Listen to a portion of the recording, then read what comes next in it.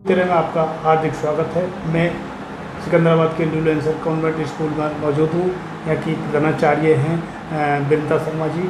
वो आपको एकादशी के बारे में बताएंगे, हमें क्या करना चाहिए, क्या नहीं करना चाहिए। आइए उनसे बात करते हैं। नमस्कार। देखिए, हमारा जो धर्म है बहुत ही धार्मिक होने के साथ साथ मैं कहती हूँ साइंटिफिक भी है, विज्ञानमय भी है।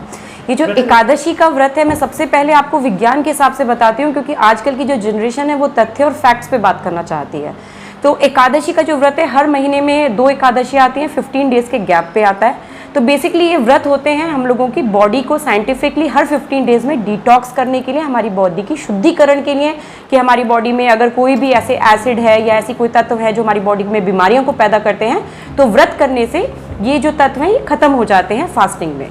अब जब हम इनके धार्मिक तत्व पे आते हैं एकादशी के, तो मैं कहती हूँ जो ज्येष्ठ मास चल रहा है, जिसे जेठ का महीना भी यूजुअली हम लोग कह देते हैं, इसमें एकादशी आती है शुक्ल पक्ष में, जो उसका नाम है निर्जला एकादशी।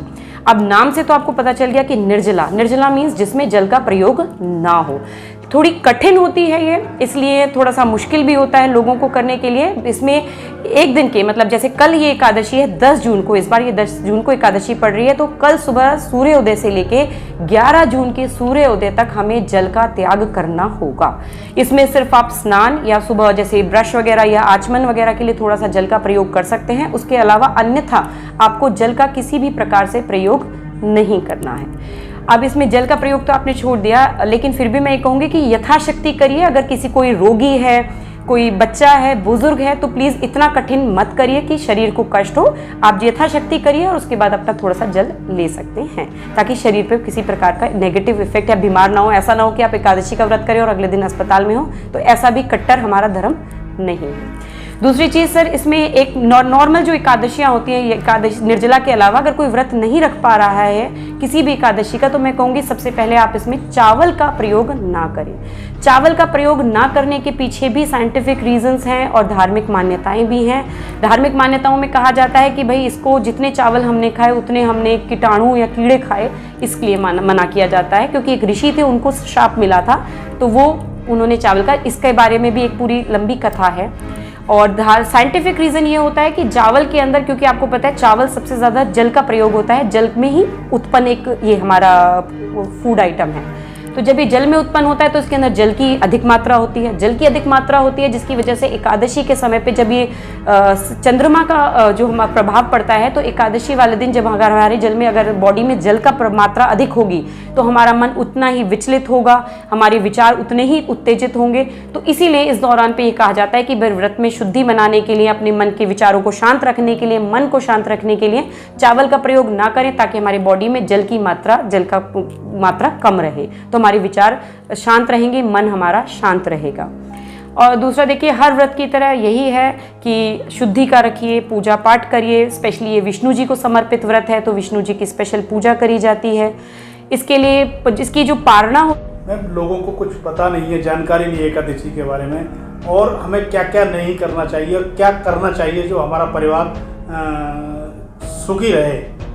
जी देखिए, हर व्रत की तरह एकादशी में सबसे पहला नियम मैं बोलूँगी कि हमें मन की अपनी भावनाओं के बारे में रखना चाहिए, क्योंकि भोजन का नियम हम करें ना करें, लेकिन मैं पूजा पाठ का नियम हम कर पाए नहीं कर पाए, क्योंकि आजकल जीवन में बड़ी व्यस्तताएं हैं, बहुत भाग दौड़ होती है, तो हम उतनी पूरी डिटेल में पूजा नहीं कर पाते।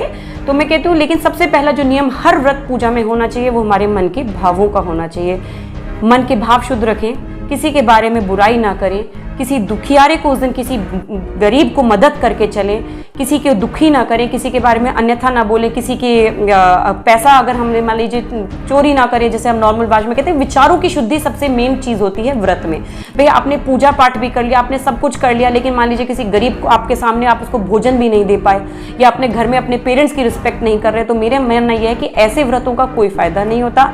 व्रत करिए, बिल्कुल करिए, क्योंकि वो हमारी आत्मशुद्धि के लिए हमारे धर्म में बहुत जरूरी है। और एकादशी का व्रत को तो सीधा कहा जाता है कि अगर आप एकादशी का व्रत रखते हैं तो सीधा भगवान विष्णु के चरणों में आप अपनी पूजा दे रहे हैं, जो मुक्ति के प्रदाता हैं। लेकिन सबसे पहले आप अपने कर्मों को अच्छा करिए। अगर आपके कर्म अच्छे होंगे, आपके भाव अच्छे होंगे, तो हर पूजा पाठ आपको फलेगा, हर चीज आपको फलेगी। आपका अगर भाव शुद्ध नहीं है तो कोई पूजा पाठ आपको फलदायी नहीं होगा। साथ ही एक चीज़ और बताना चाहती हूँ, इस एकादशी को जो निर्जला एकादशी है, इसका एक अन्यथा नाम भी है। इसका एक अन्य नाम है भीमसेनी एकादशी। इसके पीछे भी एक स्टोरी है कि भीमसेनी एकादशी इसको क्यों कहा जाता है, क्योंकि जब भगवान कृष्ण पांडवों को सब एकादशियों के बारे में बता रहे थे, तो जब उन्होंने निर्जला एकादशी का व्याख्यान किया तो भीमसेन जी बोले कि भाई माधव, मैं तो इतना बड़ा व्रत नहीं रख सकता, क्योंकि मुझे भूख नहीं सहन होती है मुझसे, तो मैं भूखा नहीं रह पाता हूँ। तो कृष्ण जी ने बोला कि भाई मुक्ति के लिए एकादशी का व्रत तो सबसे इंपॉर्टेंट है और आपको रखना चाहिए। तो उन्होंने बोला अच्छा कोई ऐसा आसान रास्ता बताइए कि मैं सिर्फ एक एकादशी रखूं जिससे मुझे सभी एकादशियों का फल मिल जाए।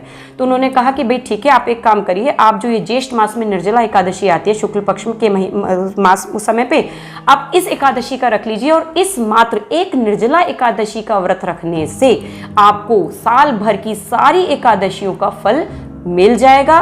इसी तो भीमसेन जी ने अपने जीवन में सिर्फ एक एकादशी रखते थे, वो भी निर्जला एकादशी, इसलिए इसको निर्जला एकादशी के साथ साथ भीमसेनी एकादशी के नाम से भी जाना जाता है।